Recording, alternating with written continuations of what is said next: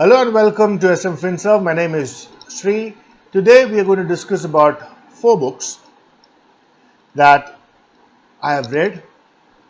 These four books have been a huge success, financially at least, for the author. And what I have to share with you today in this video is why not to buy these books if you have bought them and read them.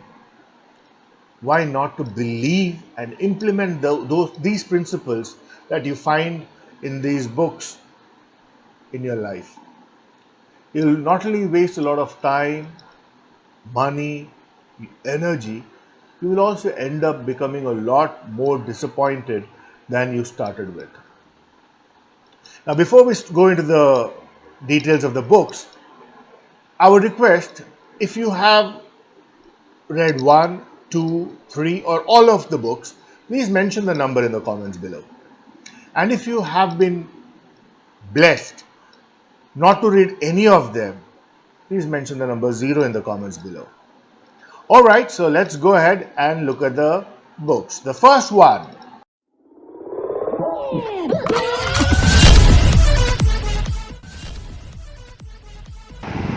The first one is Think and Grow Rich, grandpa of all the books. Well, this book was written in the early 1900s. And what Hill actually talks about in this book can be summarized in a few steps or formulae. Desire, you want it. Desire whatever you want. Have faith that it will happen. Use affirmations to reach your goal. Come up with ideas and just visualize the ideas that they're happening and things are happening the way you want them to. And be decisive. Don't stop until you get what you want. And the last thing is master positivity and dismiss negative thoughts.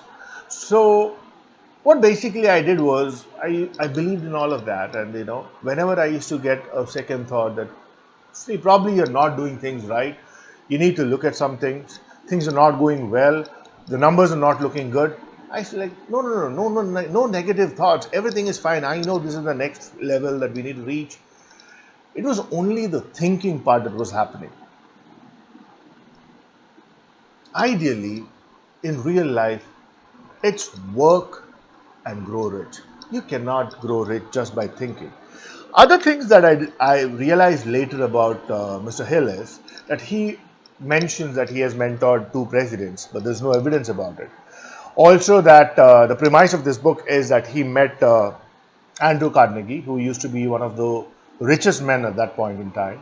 And Andrew asked him to meet other rich people, and from there is when he got all the idea for the book. But he didn't make the claim until long after Andrew died. So there again, there is a reason for me to doubt that whether it is authentic or not, his claims. And I was foolish enough to buy this sequel of the book. It says Practical Steps to Think and Grow Rich. Well, that's about it. The next book that we will talk about, well, that was my first book that I read, The Secret. Well, I'm sorry, I don't have the book with me right now. It's in another house. The Secret, it was very famously used, I would say misused or abused, in the network marketing industry, or what we also call the multi-level marketing industry.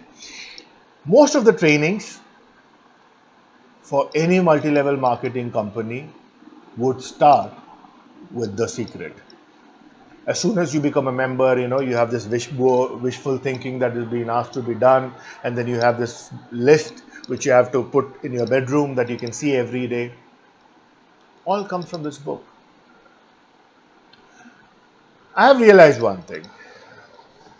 As long as I was working hard and I was anticipating a particular result, most of the times it happened.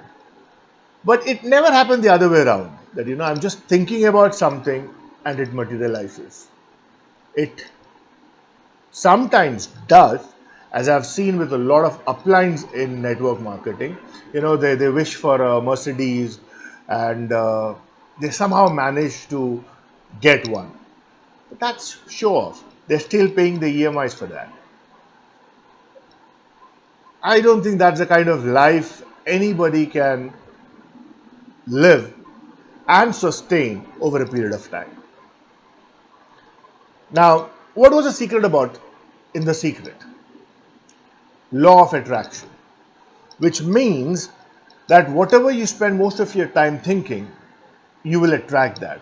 Well, if that be the case, for the last 7 years, the only thing I kept thinking about was money. Today, I can say that with personal experience, that I have probably only learned what not to do while wanting to or wishing to make more money for yourself. There is nothing to substitute work, patience, and persistence in making money. No substitutes. No wishful thinking is going to make you that. The next book. Well, this next book is again a very expensive one. The 4 Hour Work Week by Timothy Ferriss. I was just checking the cost of this book today. It ranges on Flipkart between 1,210 and 2,678 rupees for the copy. Today, after having experienced a lot of waste of time, money, and energy in my life, I am willing to accept the fact that it is not possible to do any sort of work with this 4 hour work week. Just to make this video, I had to spend more than 4 hours thinking about the content, scripting it, recording it, and now to edit it and then publish it.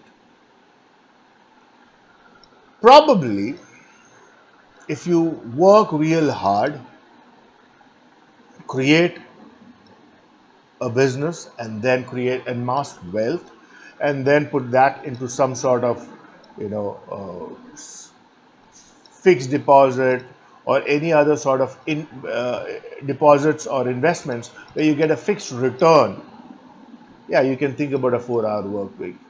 But I'm sure even at that point in time, I'll have to spend more than 4 hours to even take care of things in my house. This book actually did very well for the author. Now let us see what the premise of 4 hour work week is.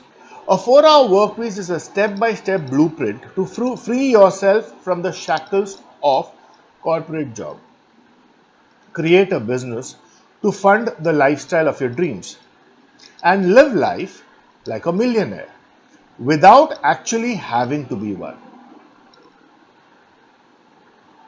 Well, you don't have to make the millions, it seems. But the author, Tim Ferriss, I was just checking what is his net worth.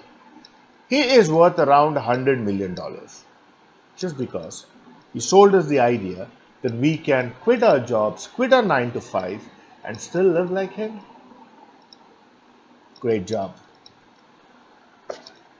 The last one. I'm sure many of you would have read this one. Tang, tang. Rich Dad, Poor Dad by Robert Kiyosaki. See, there are some good books about in this book, so that's the reason why I kept it at the end.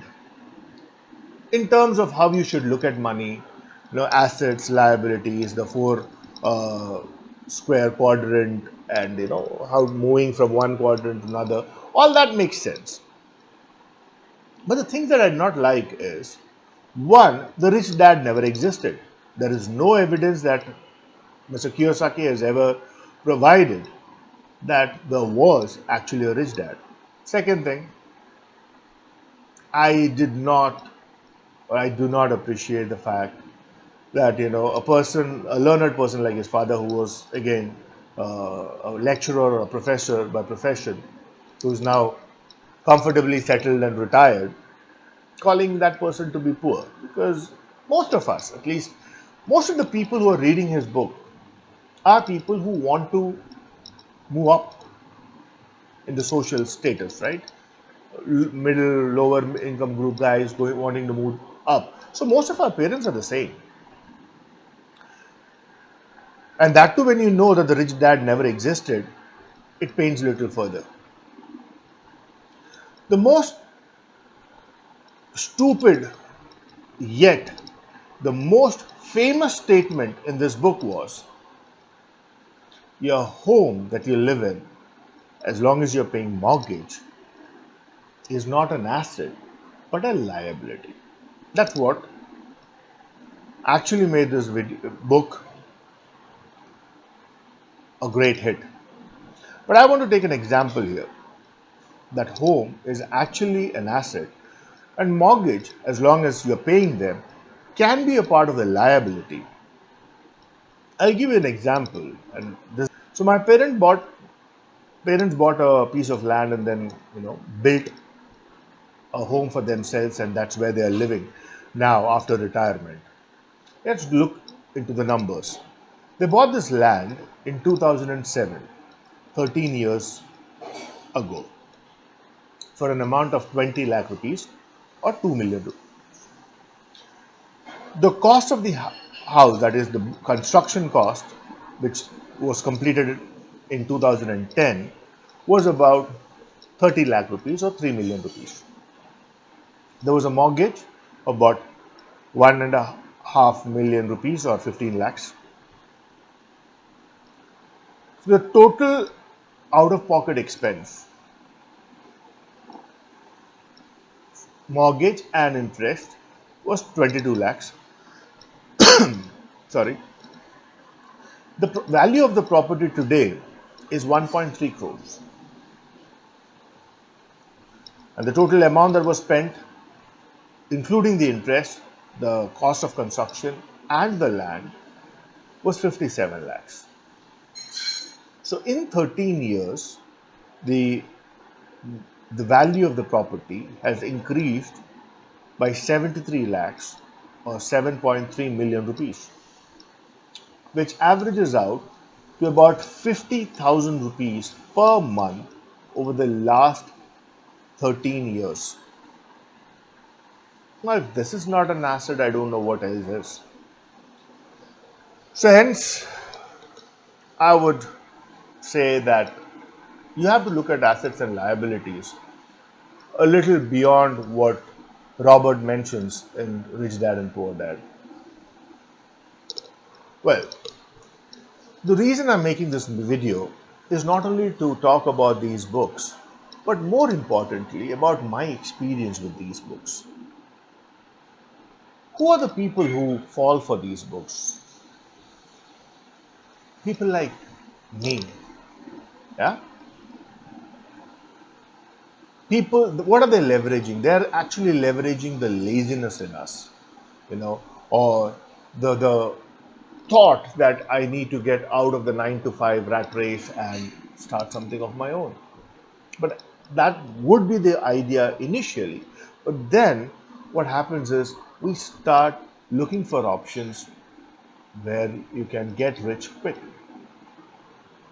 And for people like us, and people who are either poor or who are greedy, these sort of quick fixes or get rich quick ideas sell very fast. So towards the end of this video, all that I'll say is that there is no substitute to hard work, patience, and discipline. If you like this video, please share it with your friends. Give me a thumbs up. And as I said, comment the number of books that you have read. Subscribe to my channel, because next I would also want to discuss about the so-called get rich quick with less or no work, no qualification kind of schemes that we get lured to, and then about those gurus who are more than willing to teach you all that for a very small amount of money. We'll do that later, and until then, take care of yourself and stay happy and blessed.